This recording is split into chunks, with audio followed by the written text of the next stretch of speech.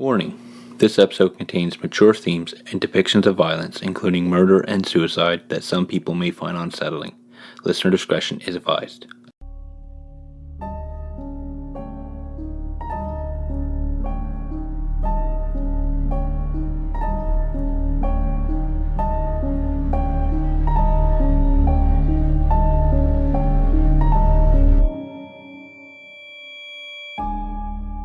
Hello and welcome to Northern Nightmares, your home for scary stories and folklore here in Canada. I'm your host Andrew, and today we're traveling to the beautiful Rocky Mountains of Alberta, where I'll be telling you the stories of the Fairmount Banff Springs Hotel and the famous legend of Room 873. The Banff Springs Hotel is situated in the Banff National Park and overlooks the beautiful view of Mount Rundle. The original hotel was opened in 1888, and its neighbor was the Canadian Pacific Railway. It was a wooden 5-story structure that could accommodate up to 280 guests and was designed by the architect Bruce Price. Over the years, the hotel received expansions to house more guests due to popular demand. The original structure eventually became the north wing of the ever-growing hotel. However, in 1926, that section burnt down and had to be completely rebuilt. Today, the hotel consists of 2 main buildings. The main block, which was built from 1927 to 1928, becoming the north and south wings. Also, an 11-story tower built from 1911 to 1914, which is the center wing. The hotel itself is built with a steel frame and Rundle limestone. The design is a chateau-esque style, which involves steep pitched roofs, pointed dormers, and cornered turrets, and the architect for that was Walter S. Painter.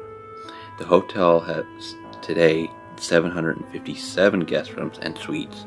Also includes several event spaces for weddings or other social gatherings. There are a few dining rooms, a ballroom, and even a terrace garden, for example. There's also a bowling alley, 5 tennis courts, a swimming pool, and a 27-hole golf course. It's also seen its fair share of famous guests over the years, and some of those include King George VI and Queen Elizabeth I in 1939 on their royal tour of Canada. Marilyn Monroe was a guest during the filming of River of No Return in 1953. Winston Churchill in 1929 during his royal tour of Canada, and also Margaret Thatcher sometime in the 90s. So there's plenty to do and see and even learn during your stay if you're not interested in the darker stories the hotel has to offer.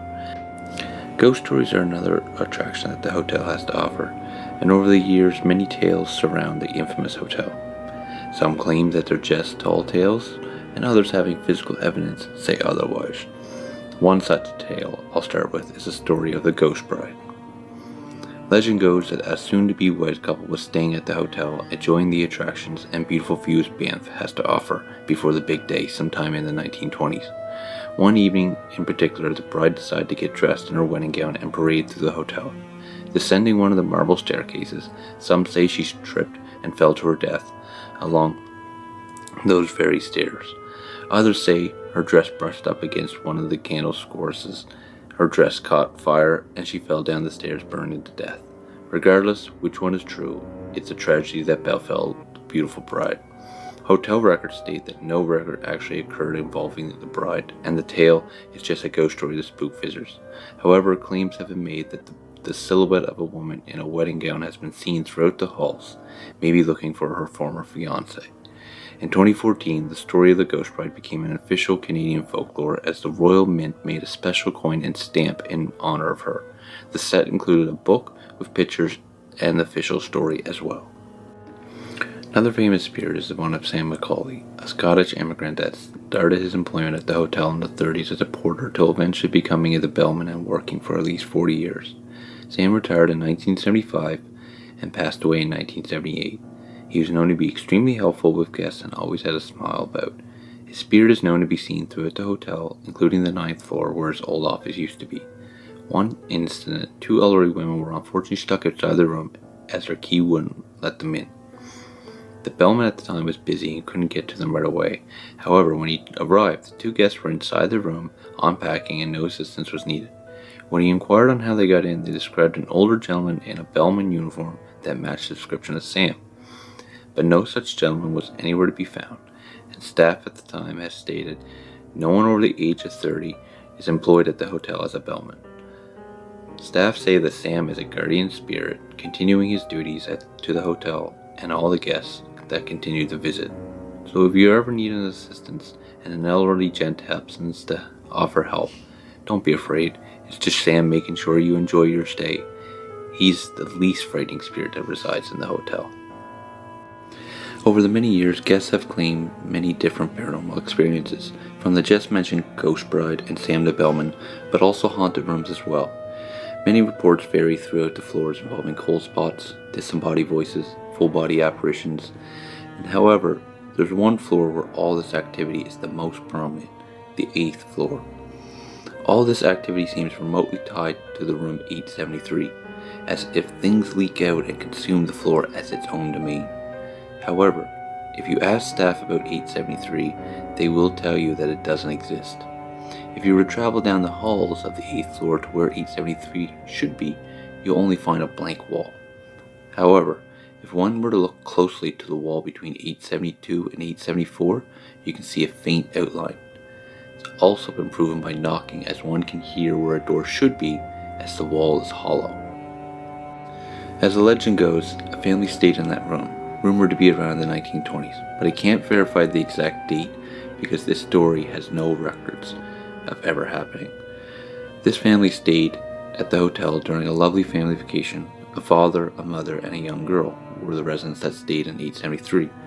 However, for whatever reason, the father brutally murdered his wife and daughter before he took his own life. This murder-suicide was so grisly that it tainted the room forever. Guests that stayed in that room say they have woken up to the sounds of screams and shrieks, to also finding bloody handprints on the mirrors. Housekeeping have stated when cleaning the bloody handprints, they would only reappear the next following day. With so many incidents having allegedly happened in this room, the hotel owners decided to close the doors forever and seal it away behind a wall, seemingly never to have existed in the first place.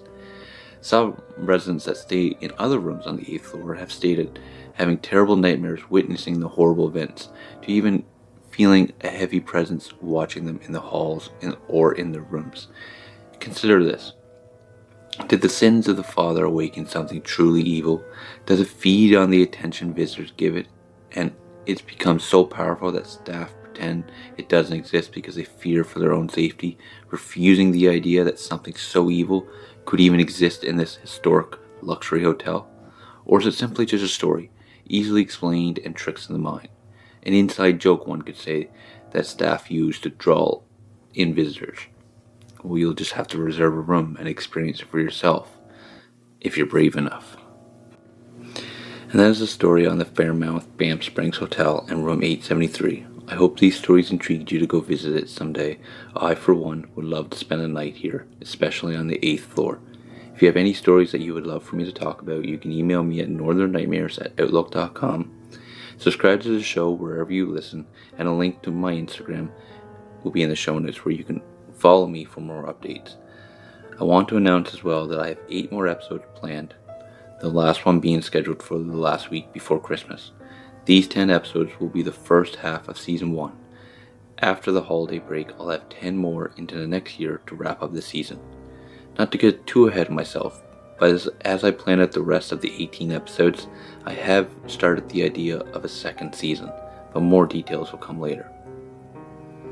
Next week, get your tinfoil hats on, for we're heading to Manitoba, for this story is otherworldly. See you soon, and sweet dreams.